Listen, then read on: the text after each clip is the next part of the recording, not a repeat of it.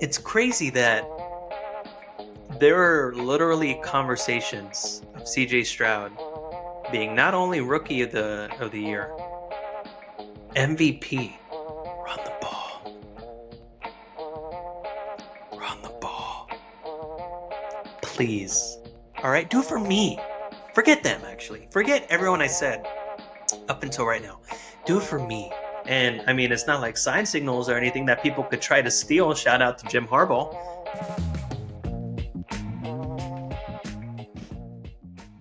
What's going on, everyone? You're listening to the Antonio Chauran Sports Podcast. I'm your host, Antonio Chauran. And as you can see, I have a little bit of a different background. I actually just moved in to my new place with my girlfriend. And so that's been an adjustment. It's been a lot of fun, though.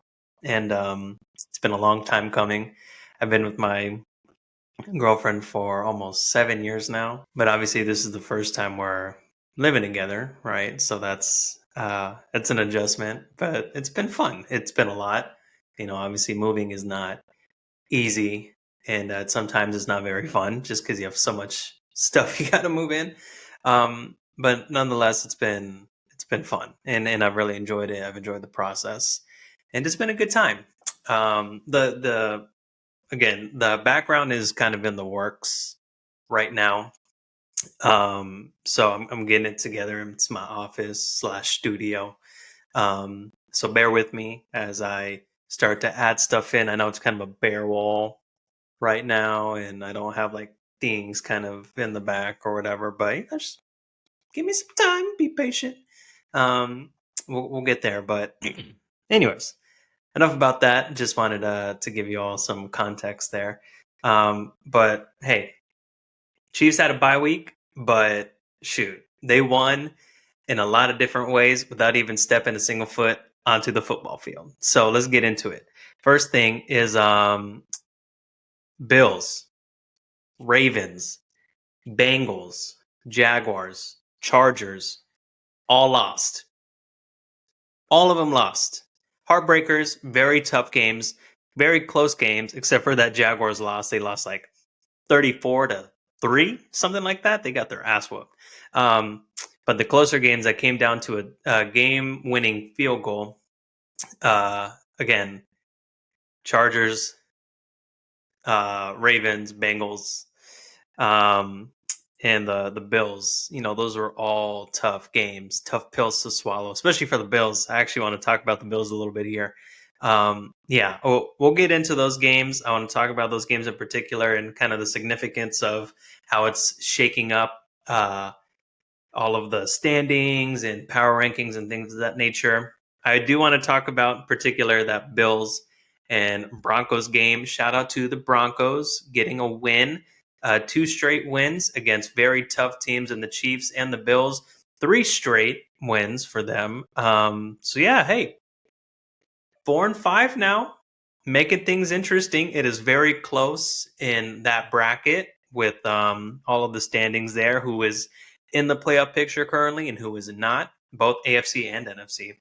It is definitely tighter on the AFC side, which was expected because, without question, there are many more competitive teams in the AFC in comparison to the NFC. Very deep. Yeah, so we'll get into that. Talk a little bit about the Chiefs and what I liked from that Miami game, right? And how we can, translate that into Monday Night Football against the Philadelphia Eagles. It'll be a rematch of Super Bowl 57. So, yeah, a lot to get into, but it's going to be a lot of fun. So let's get into it. I also got my little Mahomes right here. Has been keeping me company. See if we can put him right there. That works. That kind of works. No, I'm not going to do that. It's all right, though. Anyways, so let's get into this Bills game last night, and they are 24-22 loss against the Denver Broncos. It was tough. It was tough for a few reasons. Obviously, the margin for error for the Bills right now is very minimal, for the simple fact that they have already 5 losses on the season, and we're just now getting through 10 games. you'll be lucky if you can get into the playoffs with 6 or 7 losses, right? So they pretty much have to be, mistake free, flawless through the rest of the season. And that's going to be hard given the schedule that they have coming up. This coming Sunday, the Bills play the Jets, which, it's a division game. And the Jets, I mean, no, look, they're 4-6 and they lost to the Raiders. Hey, Raiders are kind of turning some stuff around. Good for them. But again, that's not necessarily a gimme game for the Bills there. Then they play the Eagles, Chiefs, Cowboys, Chargers, Patriots, and end with Miami in Miami. So it is tough. It is not easy for them. It is very tough sledding for them over these next 7-8 weeks or so. It's going to be rough. It is going to be rough. And to be honest, I mean, you're looking at that schedule. Aside from the Patriots and maybe the Jets, again, um, they can lose all of those games. They can lose against the Eagles, the Chiefs, the Chargers, the Dolphins, right? Like these aren't easy games that they have coming up, and it's going to be tough. It is definitely going to be tough for them. Josh Allen is leading the league in interceptions with 11 interceptions through 10 games. That is, again, the thing that I've seen a lot through these past few weeks with the Bills on this little skid here is that in particular Shannon Sharp, he always says, mistakes happen whether if it's in a victory or in a loss. And mistakes that happen in a victory, you can't put up with that. And you should have that same energy regardless if it's a win or a loss. If you play like crap, even in a win, you need to fix that regardless of the result. And he essentially used that analogy with Josh Allen because there were a lot of mistakes that he made while they were winning, but it was kind of a softened blow, so to speak, because they were winning. But now that they are on this skid here, now sitting at 5-5, those mistakes are being more prominent and they're being brought to the surface more. When the reality is that should have been the case to begin with. They were in a lot of cases winning in spite of Josh Allen's mistakes. Now, look, that's not to say that he isn't an amazing quarterback. Of course, he is. But he's very mistake prone. He is. I mean, he's always good to throw a pick when it's the most least convenient time in a game.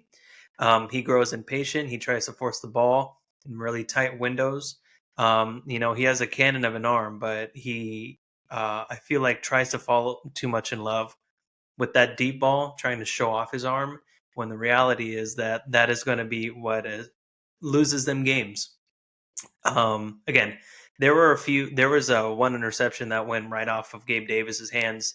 And I mean, it was a bullet, right? Like that thing came out of a cannon, tipped right off of Gabe Davis's hands.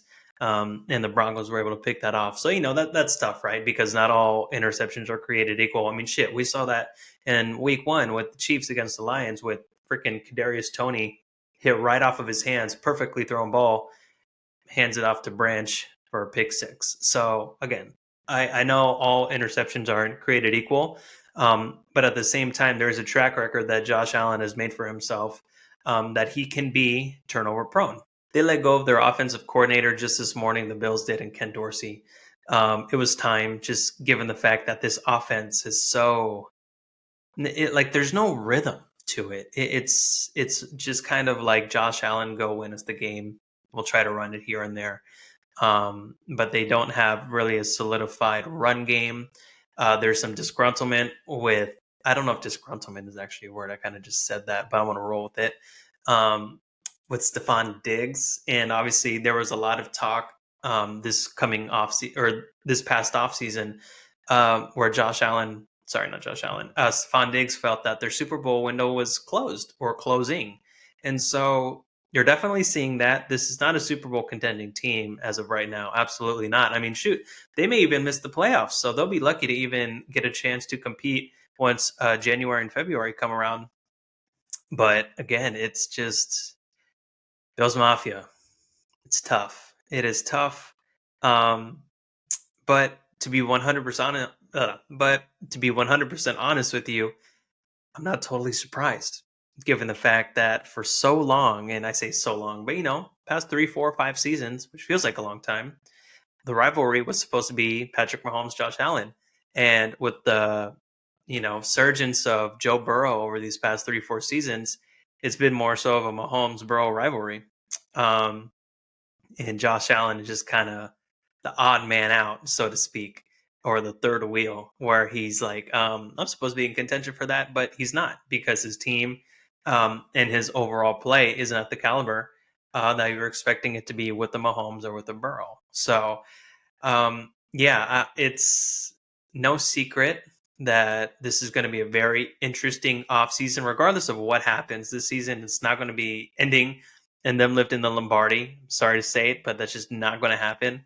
And like I said, they'll be lucky to even make the playoffs. So this offseason is going to be really interesting. It'll be interesting to see if Sean McDermott stays as the head coach. Obviously, a defensive-minded head coach, which is not very popular amongst today's NFL. You see a lot of more offensive-minded coaches.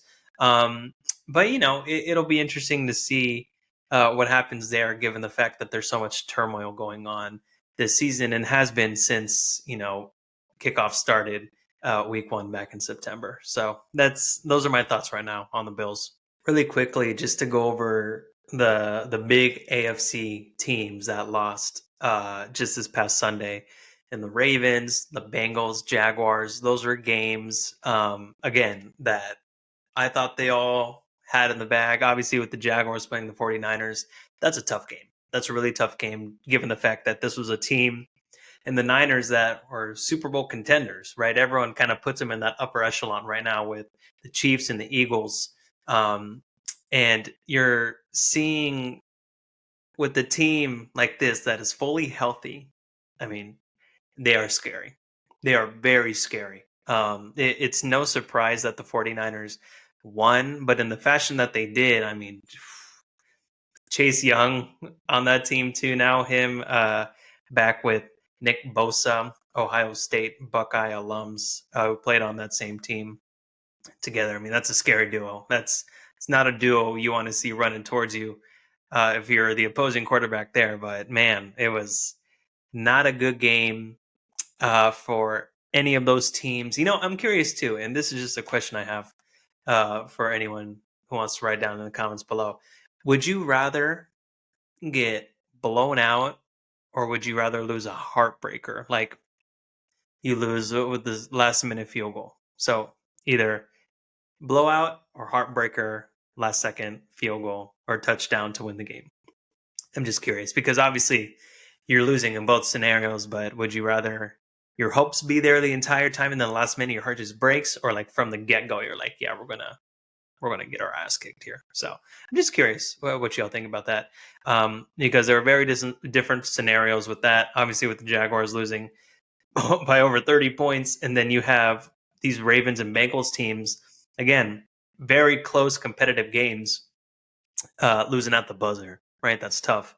The Bengals one was surprising to me, and I mean, to a Texans team. And I said this too. I said this on my last show that, hey, the Texans, that might be a good game because the Texans, CJ Stroud in particular, is balling out. I actually just picked him up in fantasy to be the backup behind Mahomes. And since Mahomes had his bye week, I started CJ. He had a good game for me, almost 20 points. And damn, man, it's crazy that there are literally conversations of CJ Stroud being not only rookie of the year, MVP. Because if you think about it, there is no clear-cut MVP frontrunner right now. There just simply isn't. I mean, obviously, you have your Mahomes, Josh Allen, Joe Burrow, Jalen Hurts. Those are always like, for the past few seasons have been like the main contenders, right? But again, they've had, and even to Mahomes as well, has had so seasons, right? I mean, Mahomes is turned over the ball. He has 8 interceptions on the season, a couple fumbles. Um, Joe Burrow, again, off to that slow start. Again, granted, to the calf, but I mean, when you're picking it and looking at who to win MVP, you're not necessarily taking that into consideration. Josh Allen, we already went over his numbers. Um, Jalen Hurts, he's looked okay, but I think he's hurt. There's something wrong with him. So it'll be interesting to see how he comes off of this bye week as well, because the Eagles have their bye week too, um, and see how healthy he is. But yeah, I mean, and so CJ Stroud, here he is. Or people were saying that even a guy like Tyreek Hill or maybe AJ Brown, who are non-quarterback position players, could actually win the MVP. Because I mean, obviously it doesn't say MVP dash quarterback, but it's always a quarterback that wins the position or wins the award, given the fact that the quarterback position is the most coveted, it's the most idolized, it's the most important in all of not even just football but pro sports, right? Like the quarterback is what runs the ship. That's your do or die. If you don't have a quarterback that can compete, that can win, you're not going to win. With all of those losses, though, it's something that you should keep in mind is all of these quarterbacks, Lamar Jackson, Joe Burrow, Trevor Lawrence, did not have good games. In terms of making enough plays to win the game. I mean, Lamar Jackson, I mean, just to go over his stats really quickly. He finished the game 13 of 23, 223 yards, 1 touchdown, 2 interceptions. I mean, that's not a good game, and had 8 carries for 41 yards. Like, that's not going to get it done. Joe Burrow, 27 of 40, 347 yards, 2 touchdowns, but 2 picks, and sacked 4 times for 33 yards. I mean, again, that's not going to get it done either. And Trevor Lawrence, 17 of 29, 185, 2 interceptions, sacked 5 times. I mean, obviously the best game out of all those Joe Burrow had, having almost 350 yards throwing and 2 touchdowns. But again, 2 picks, you're not going to win when you're turning the ball over. And again, they almost did win that game, but Texans, CJ Stroud, D'Amico Ryans is building something there. Definitely ahead of schedule as well. No one really thought that the Texans were going to be contenders. But I'm going to talk about this in a few, just where the standings are currently, that they are literally in the playoff picture. If the playoffs were to start tomorrow, Texans would be the 7th seed. Who the hell thought that? Since I talked about the standings, let's get into that. So, sitting the number 1 seed right now in 7-2 are my Kansas City Chiefs. So, hopefully, we can make it 8-2 after next Monday night. No, I'm Shane, but we'll get into that. Ravens in the 2 seed. We have the Jaguars at 3, Dolphins 4 seed. So you got all your division leaders right there. 5, Steelers at 6-3. Look, talk about a team that just stays true to who they are, right? They stay true to that punch mouth football. Defense wins games, pound the rock. Speaking of that, I picked up Najee Harris in fantasy as well. I started him like he was a part of my team when I had drafted him for the first 3 or 4 weeks, and he just was not playing well. And so I dropped him. And then he started having a resurgence these past few weeks. And so I picked him back up. Started him this past Sunday, got me like 18 points. I'm like, let's go, man. Okay, Najee. Anyways, 6-3 Steelers at the 5 seed. 6, the Browns, and to round it up at number 7, this 5-4 Texans team. Again, like, you have the Chargers out of the playoff picture right now, the Bills, the Jets, the Raiders, right? I mean, the fact that the freaking Texans, the Bengals, they're not in the playoff picture right now either.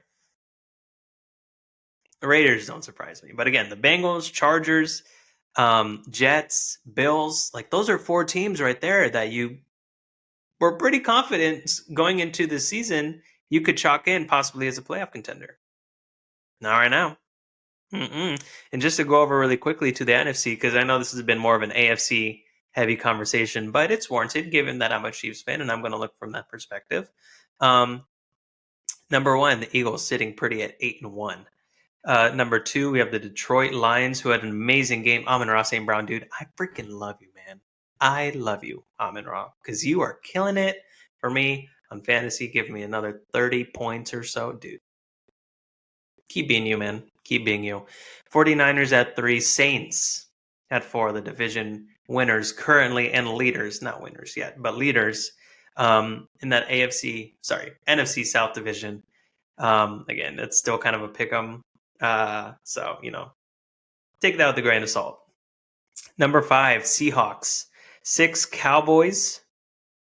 They just freaking own the Giants. That was it was a horrible 49-17 or 49-16, something like that. But Jesus Christ. Yeah, that was rough. That was Danny DeVito.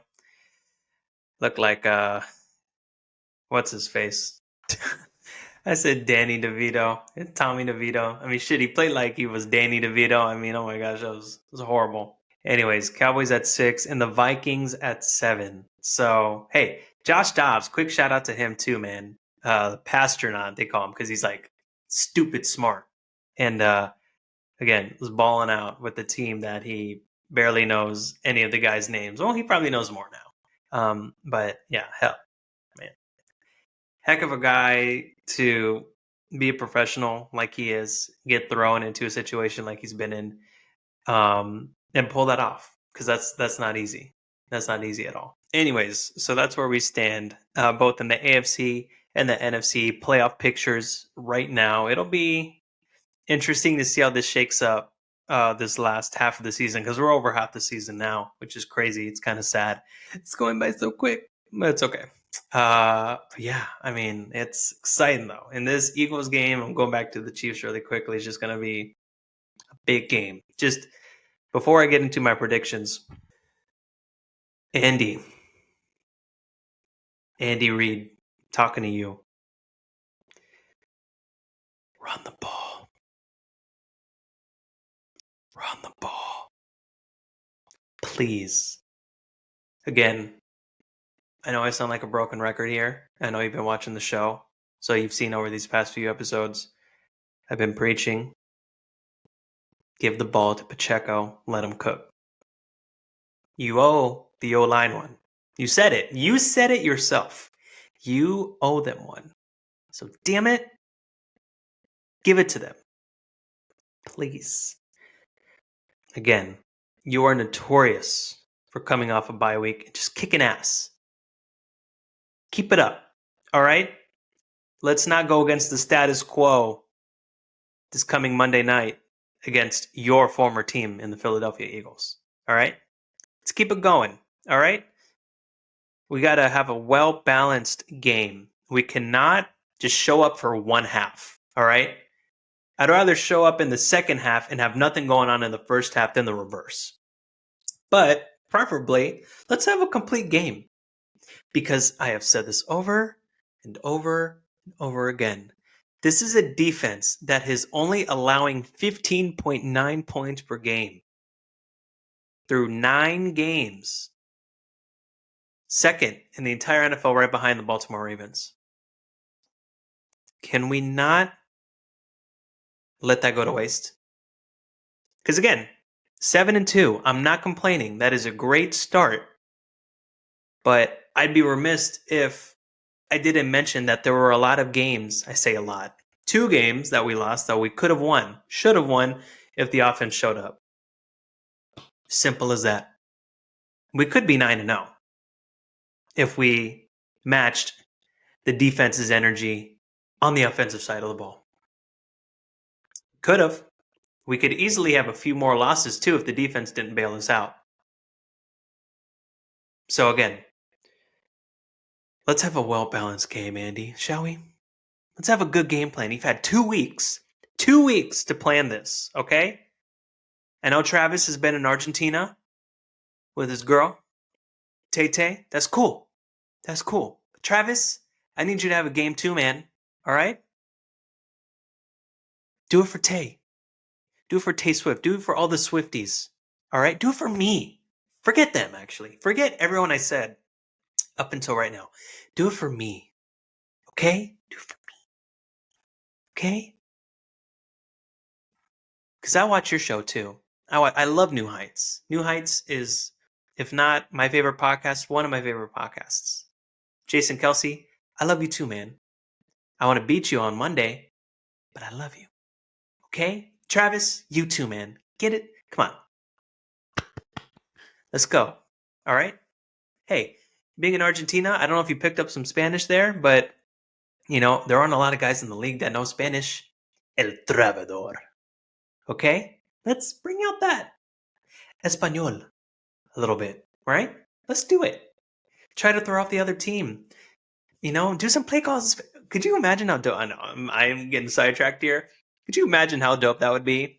Making play calls in Spanish and just calling out shit in Spanish, audibles and stuff like that. And the team's like, what the hell? They don't know what that means. And I mean, it's not like sign signals or anything that people could try to steal. Shout out to Jim Harbaugh to do that. They don't have enough time. They don't have enough time to whip out DeepL or Google Translate in a split moment of time. So hey, just saying that could benefit you. El Trabador. Um, anyways, so yeah, defense. I know they're gonna play great. Again, this Philly offense is great, averaging about 28 points a game, third in the entire NFL, tied for third actually. But come on, D. Let's get it together. The most amount of points we've allowed was to that Broncos loss when we lost 24-9. That was an aberration. Total aberration. So, come on. Let's get back going here. Defense, I trust you guys. Offense, Mahomes, do not turn it over. We cannot turn over the ball. All right? Let's get turnovers, but not give turnovers. All right? Let's have a well-balanced plan. Run the ball. All right? Listen, I want at least 100 yards this game. At least. All right? Doesn't have to just be all from Pacheco. Let's get Clyde in there. If we want, we can get McKinnon in there. Run the ball with Mahomes a little bit. I don't care. Let's get at least 100 yards. If we get at least 100 yards on the ground in this game, we will win this game. No question. If we get 100 yards rushing, at least in this game Monday night, we are winning that game. Without a doubt. I'm calling it right now. So yeah, come on. Let's go. All right, so let's get into these picks really quick before we wrap up here. So Thursday night, obviously, we had an abysmal primetime week. We had the freaking Panthers and Bears, Jets and Raiders, and then that game with the Bills and Broncos that actually had a little bit more pizzazz in it. But we are hitting on all cylinders this week, and we got the Bengals and Ravens Thursday night, the Vikings and Broncos. Hey, two teams that are trying to prove themselves, right? Sunday night, that can be a good game. And then Monday night, baby, Chiefs and Eagles. Ya tú sabes. Anyways, kicking this off Thursday night, Bengals at Ravens. I'm going to pick the Ravens here. I think the Ravens, just quite frankly, have the better team. Lamar, again, had some bad plays in that Browns game. They had the game, too. They were up by 2 scores and just let it slip away. I don't think they're going to let that happen again. That was a game that got away from them, and they know that. Same with the Bengals, too. They had that game against the Texans. Just couldn't pull it out. But I think the Ravens, I think they have the better defense. I think they have a great offense going right now. And I think Lamar is going to want to get that game back. So I'm going to pick the Ravens here. It'll be a close game. I don't think it'll be as high scoring as that Ravens-Browns game, or even as high scoring as that Texans-Bengals game. I'm going to pick the Ravens here to win 24-21. And boom, right out of the gate, following this Thursday night game, we have Browns and Steelers. Another AFC North divisional game. Going to be another good one. I think this is going to be more of a defensive game because these are two more defensive-minded teams. Obviously, the Ravens, they have the top defense right now, but given the fact that this is a top defense with the Browns as well as the Steelers who predicate their pride on defense, this will definitely be a lower scoring game as well. I'm going to pick the Steelers here. coming off of a bye. Again, the Browns, they were able to eke that one out, but and look, Deshaun Watson is looking better. He's getting more into a rhythm, I think, becoming more of the Deshaun of old with in his Houston days. Um, but I think the Steelers defense is gonna make them feel really uncomfortable. And I know, look, it's in Cleveland, the doghouse or whatever. I forget what they call it, dog pound. I mean, shoot, it's not going to be an easy game for them. It's not going to be an easy game for either one of these teams. But I'm going to pick the Steelers here to win this game, 20-18. Cardinals at Texans. Hey, Kyler Murray's back. He's bringing more juice to this game and to this team overall. But I think the Texans are going to win this one here. They have a better overall team without question. CJ Stroud is having an MVP caliber season as a rookie. That's crazy. Like I said, D'Amico Ryans has this team ready to go and ready to play week in and week out. So I want to pick the Texans here. They're going to be able to put up some points. 27-20. Titans at Jags. The Titans 3-6, man. They're just, I'm not going to say it. I've been saying it a bunch of times. Just blow it up. Jags are going to win this game. No question. Again, AFC South Division game. It won't obviously be as easy if that weren't the case because, divisional opponents, they're always harder to beat than any other opponent that you're going to face at any point in the season. But the Jags are going to win this game here. They got embarrassed by the 49ers. They're going to want to come back. Doug Peterson's going to be like, we're not going to let that shit happen again. They're going to win this game, I think, pretty convincingly. I'm going to have them win here 28-21. Raiders at Dolphins. I'm going to pick the Dolphins here. Raiders are turning some stuff around. Good for them. I think it'll be more competitive, but I'm going to pick the Dolphins here. Again, they're coming off of a bye, losing to the Chiefs. They're going to want to make a point. Only held to 14 points against my Kansas City Chiefs because we whooped that ass. That's why. But yeah, I think the Dolphins are going to be able to put up points there. They're going to put up at least, I don't know, 27, 28. I'll give them 28. I'm going to say that they'll win 28-23. Cowboys at Panthers. Cowboys are winning this game. But by how much? Will they put up 49? I don't think 49. I think they can put up 33. I'm going to say that the Cowboys are going to win this game 33-17 for Carolina. Next up, we have the Bears at Lions. I want to pick the Lions here. 7-2, looking great so far. Detroit, like I said, Amon Ra, bro. You're that guy. You are that guy. But yeah, I'm going to pick the Lions here to win this game. They're going to be able to put up points against this Bears team. A divisional game, yes, but the Bears just suck that much. I'm going to pick the Lions here. 31-22. Chargers at Packers. Again, Chargers have not had a great season so far. And the Packers, even more so, haven't had a great season, sitting at 3-6 right now. Again, we don't know what to expect. We didn't know what to expect from Jordan Love necessarily, coming in behind Aaron Rodgers. But yeah, it hasn't been good for them in Green Bay. So I'm going to pick the Chargers here. Again, have the overall better team, and they'll be able to put some points up. But I don't think it'll be too crazy. I'm going to give the Chargers this one here, though, 27-20. Giants at Commanders. I'm picking the Commies here. Again, the Giants just look so bad. Danny DeVito, whatever the hell his name is, he's what you got right now with Mac Jones out for the rest of the season. Sorry, not Mac Jones, Daniel Jones. But shit, they both suck. Anyways, but yeah, the Commanders are going to win this game here. They just have a better team. They're not playing great this season, only at 4-6, but I respect them more. They're going to win this game 27-21. We got Bucks at Niners next. Niners are rolling now. Again, they have off of that 3-game losing streak coming out of the gates, putting a 34 burger on the Jaguars. They're going to keep that going. Everyone is healthy again. And when this team is healthy, they are scary, without a doubt. If not one of the best teams, the best team in the entire NFL. And again, the Bucks, they had a good win, obviously, this past weekend. But I don't really take them very seriously. And 49ers, they're just that team. They really are. So I'm going to pick the 49ers here, 28-20. Jets at Bills. This is interesting because they both have different motivations here to win this game. The Jets need to stay in contention if they want Aaron Rodgers to come back this season. And if they don't, there's no reason for him to come back. So I think the Jets really need to win this game for that reason. Again, sitting at 4-5 right now, I mean they need wins. It's as simple as that.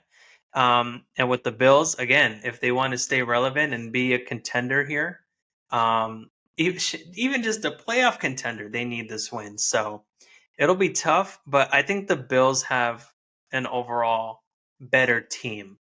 They should win this game. Will they is another question. But I'm going to, this is like my least confident pick so far in the Bills beating the Jets. I'm going to pick the Bills to win this game here 24-21, but we'll see. Seahawks at Rams. I'm picking the Seahawks here. 6-3. Again, who would have thought that they were going to be neck and neck with the 49ers right now? Again, Geno Smith, he's hot and he's cold. He's yes and there's no. There's in, there's out, up and down. Again, he's not very consistent, but this is a great defense that Seattle has. Obviously, a great run game in Kenneth Walker. He's box office. That guy is so good. And the Rams just really don't have a guy right now. They just picked up Carson Wentz off the street from the streets of Montana. Actually, he was in the woods probably hunting elk when they found him probably. So I don't know how that's going to go. But, I mean, this is a lost season for the Rams without a doubt. And, they're just not very good. So I'm going to pick the Seahawks to win this game here 24-21. Vikings at Broncos. I want to go with the Vikings. Hear me out. Josh Dobbs is playing really well right now. Granted, 2 games. I get it. But hey, Kevin O'Connell's got something going on with him right now. He really does.